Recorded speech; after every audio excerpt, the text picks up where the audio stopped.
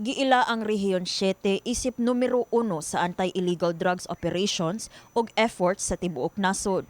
Usa ka butang nga gikinahanglan mamintinar sa bag-ong milingkod nga acting regional director sa Philippine Drug Enforcement Agency Region 7 kon PDEA 7 nga si Director Alex Tablate.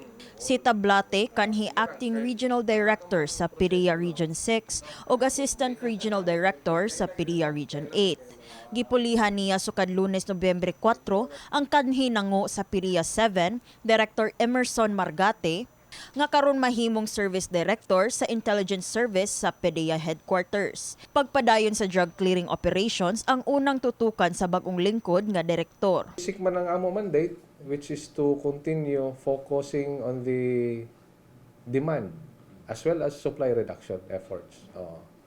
And of course, in coordination with other government agencies nga katabang nato ani nga mga programa, particularly ang crucial nga role sa mga LGUs nato. Considering ang barangay drug clearing is usapod nga ato gitutukan. Sukad sa paglingkod ni Margate ni atong Disyembre tuig 2023, nakapahigayon ang PDEA 7 og 160 ka operation, pagguba sa 52 ka mga drug dens ug pagsikop sa 74 kilos nga shabu nga mobalor og 411 million pesos. Gani miabot sa 54.85 kilos nga shabu, 2.36 kilos ka mga marijuana o guban matang sa illegal drugs nga mobalor sa kapin 374 million pesos ang nasunog na sa PDEA. Gitinguha sab ni Tablate nga ubos sa iyang pamunuan, target nila ang pagsiksik ug pagbungkag sa dakong drug groups dinhi sa Visayas.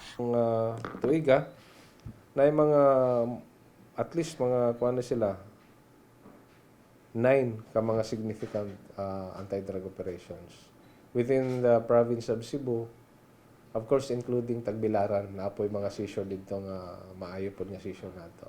When it comes to pag-monitor ani, kauban po nato ang mga PNP. Kini si Eliza May Piñaranda, alang sa My TV, Cebu.